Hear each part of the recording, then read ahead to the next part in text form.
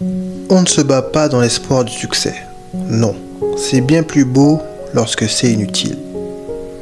Bonjour à tous et bienvenue sur La Nuance.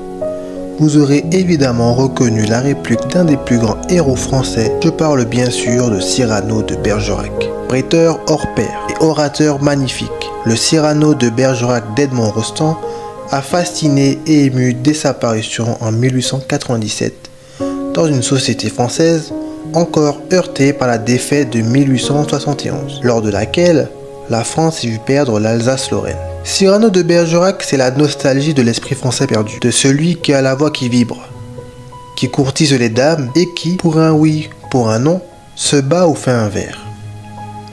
Mais avant de s'attaquer à ce chef-d'œuvre, il faut d'abord s'attarder sur son créateur, j'ai nommé Edmond Rostand.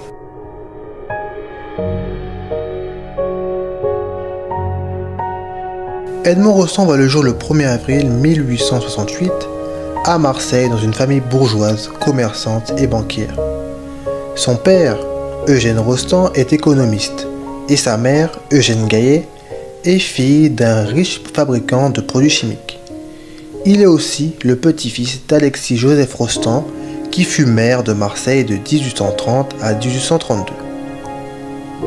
Il étudie au lycée Thiers de Marseille jusqu'à 17 ans et se rend à Paris en 1884 pour y finir son cursus scolaire et obtenir son baccalauréat 2 ans plus tard. Son père, qui veut faire de lui un diplomate, le dirige en école de droit. Il parvient au barreau, mais n'exercera jamais le métier d'avocat. Il décide alors de se consacrer à la poésie. En 1886, lors de vacances en famille, Edmond Rostand fait la rencontre de Rosemonde Girard, poétesse elle aussi, qui deviendra par la suite l'une de ses sources principales d'inspiration. En 1887, il présente son essai « Deux romanciers de Provence, Honoré d'Urfé, Émile Zola, le roman sentimental et le roman naturaliste ». Si vous l'ignorez, l'essai est un genre littéraire dans lequel l'auteur expose et analyse un sujet pour se positionner sur celui-ci. Un essai est ainsi une œuvre très personnelle. Par exemple, citer les essais de Montaigne, œuvre dans laquelle l'auteur critique notamment l'ethnocentrisme européen de son époque. Le 8 avril 1890, Edmond Rostand épouse Rosemonde Girard à l'église Saint-Augustin de Paris.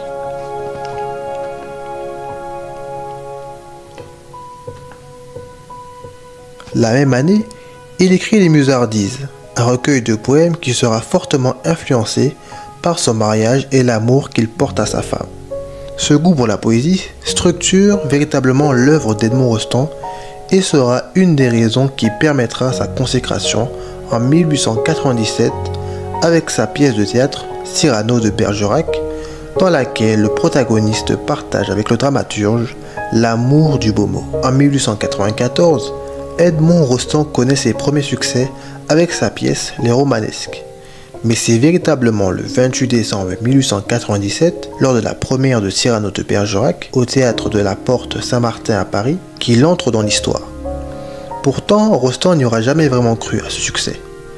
Au début de la confection de la pièce, il efface, il recommence sans cesse, et quelques minutes avant la représentation, il s'excuse auprès de son comédien principal, Constant Coquelin, de l'avoir entraîné dans cette désastreuse aventure. Finalement, la pièce reçoit une ovation de 20 minutes et, entre l'acte 4 et l'acte 5, le ministre des Finances, Georges Cochery, vient trouver Edmond Rostand dans les coulisses et décroche sa Légion d'honneur pour la lui graffer en lui disant « Permettez-moi de prendre un peu d'avance ». Il sera véritablement fait chevalier de la Légion d'honneur 4 jours plus tard, le 1er janvier 1898.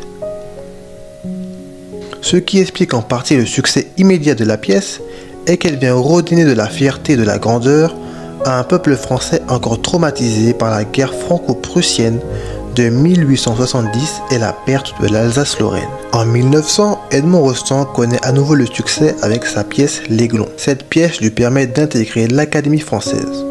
Pour rappel, l'Académie française est une institution créée en 1635 par le cardinal Richelieu et qui a pour but de contribuer à titre non lucratif au perfectionnement et au rayonnement des lettres. Le 2 décembre 1918, Edmond Rostand meurt à Paris de la grippe espagnole, probablement contractée pendant une de ses répétitions. La grippe espagnole est un événement majeur du XXe siècle, puisqu'elle aurait fait au moins 20 millions de morts entre 1918 et 1921, soit 2 fois plus que la Première Guerre mondiale. Voilà, c'était la vie d'Edmond Rostand, un dramaturge qu'on a tendance à oublier tant ce monde est peuplé de grands noms, comme Racine, Molière ou encore Victor Hugo. Mais ce que personne n'a oublié, c'est son chef-d'œuvre, Cyrano de Bergerac. Alors préparez-vous à remonter le temps, à l'époque des duels à l'épée et de la poésie à l'ancienne, parce qu'on va maintenant s'attaquer au résumé et à l'analyse de l'une des plus grandes œuvres du théâtre français.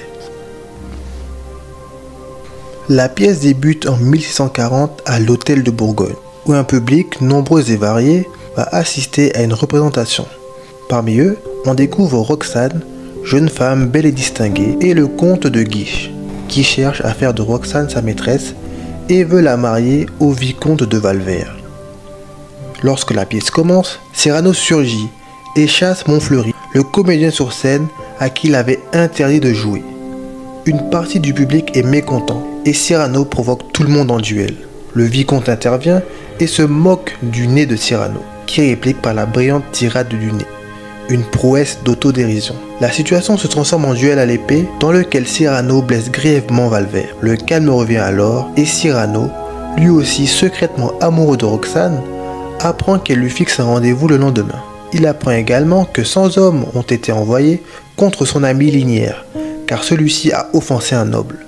Il décide alors de protéger son ami et d'aller les affronter. Le lendemain, fébrile, il se rend chez son ami Ragueneau, pâtissier et poète, pour y rencontrer Roxane. En l'attendant, Cyrano rédige une lettre dans laquelle il déclare son amour à Roxane. À son arrivée, Roxane évoque leur enfance commune puis révèle à Cyrano qu'elle est amoureuse du baron Christian de Neuvillette, qui vient d'être engagé dans la compagnie de Cyrano, les cadets de Gascogne. Elle lui demande de protéger Christian. Cyrano accepte en dissimulant sa peine. Plus tard, il retrouve sa compagnie et parmi eux, Christian cherche à le braver pour s'imposer chez les cadets. Malgré les provocations de Christian, Cyrano ne réplique pas. À la place, il le prend dans ses bras et lui révèle les sentiments de Roxane. Mais Christian lui explique qu'il ne peut conquérir le cœur de Roxane car il est sot. Cyrano lui propose alors son aide pour la séduire en écrivant les lettres à sa place et lui donne la déclaration d'amour qu'il vient de rédiger. Plus tard, le comte de Guiche rend visite à Roxane qu'il cherche à séduire. Il lui annonce que le régiment de Cyrano, dans lequel sert Christian, va partir à la guerre. Roxane manipule alors de Guiche afin qu'il laisse Christian et Cyrano à Paris. Peu après, malgré les conseils de Cyrano, Christian rencontre Roxane seule, mais s'avère incapable de lui parler d'amour. Elle le quitte, déçue, et rentre chez elle.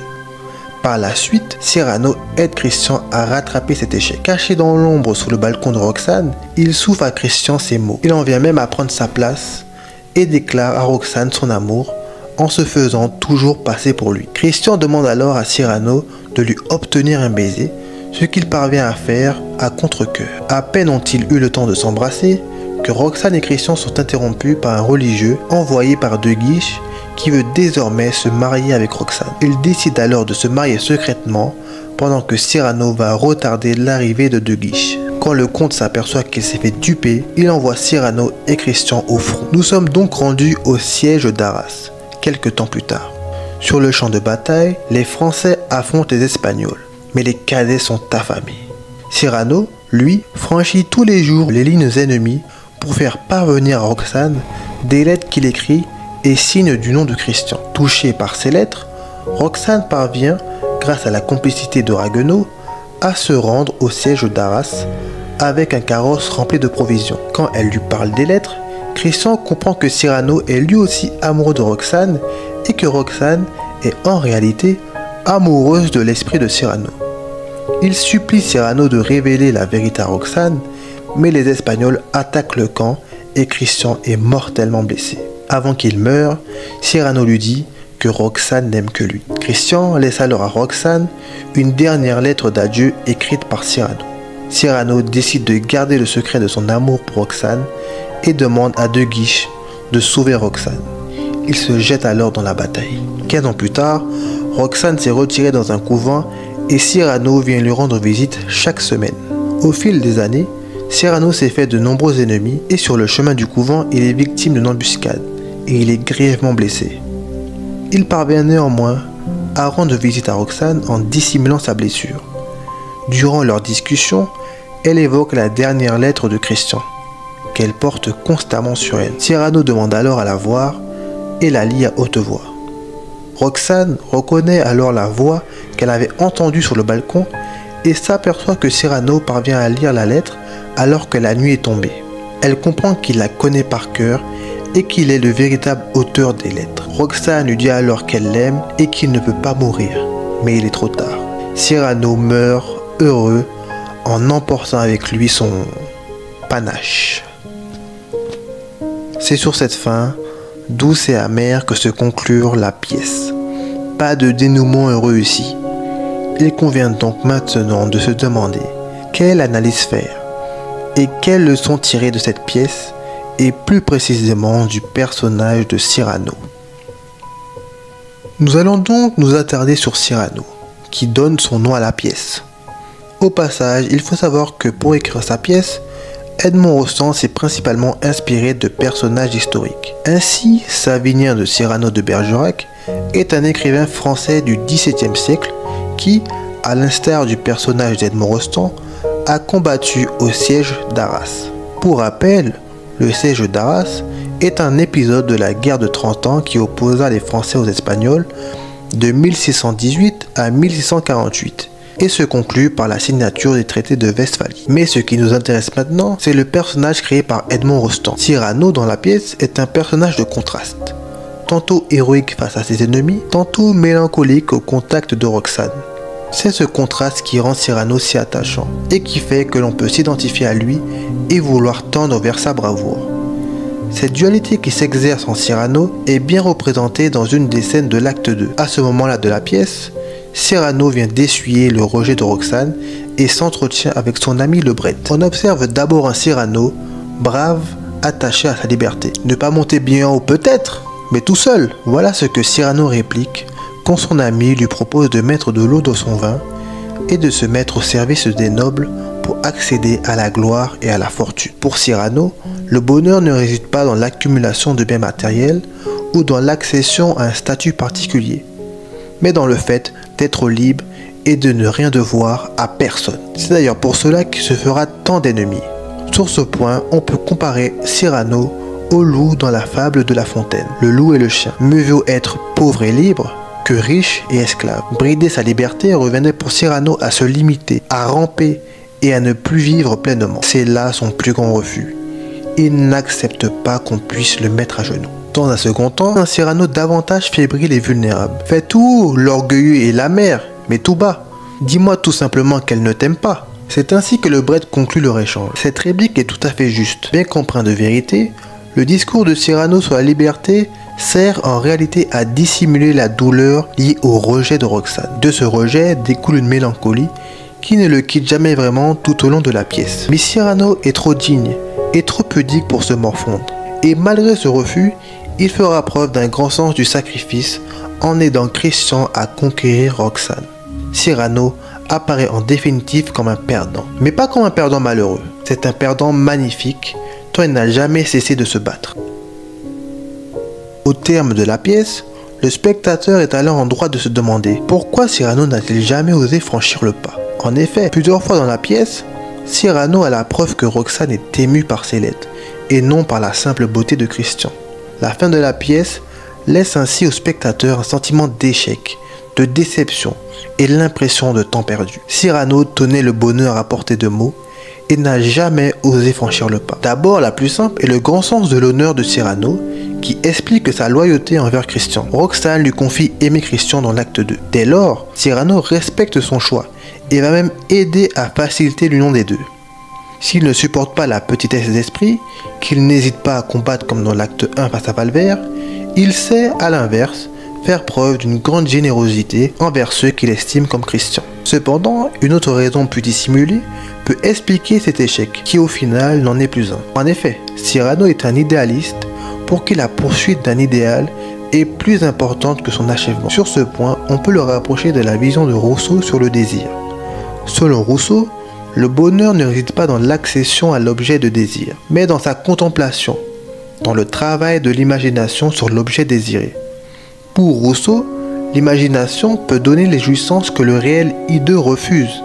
Ainsi, le silence de Cyrano révélerait sa préférence d'un amour spirituel à un amour charnel, d'un idéal plutôt qu'à la réalité. Quoi qu'il en soit, Cyrano demeure aujourd'hui plus que jamais un modèle de bravoure. Il incarne véritablement ce courage et cette désinvolture à la française aujourd'hui disparue et qui manque terriblement. Cyrano nous fascine et nous rend honteux parfois, car il nous rappelle que nous ne sommes pas faits pour vivre courbés. Mais aussitôt alors, il nous donne de l'espoir, nous pousse à nous élever et à être chaque jour meilleurs. Nous conclurons l'épisode d'aujourd'hui par un extrait du discours d'Edmond Rostand à l'Académie française du 4 juin 1903 dans lequel il donne sa définition du panache. Qu'est-ce que le panache? Il ne suffit pas pour en avoir d'être un héros.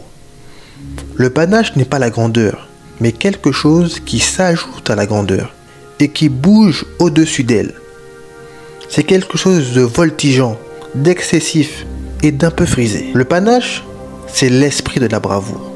Oui, c'est le courage dominant à ce point la situation qu'il en trouve le mot. Toutes les répliques du Cid ont du panache. Beaucoup de traits du grand Corneille sont d'énormes mots d'esprit. Le vent d'Espagne nous apporta cette plume, mais elle a pris dans l'air français une légèreté du meilleur goût. Plaisanter en face du danger, c'est la suprême politesse. Un délicat refus de se prendre au tragique. Le panache est alors la pudeur de l'héroïsme, comme un sourire par lequel on s'excuse d'être sublime.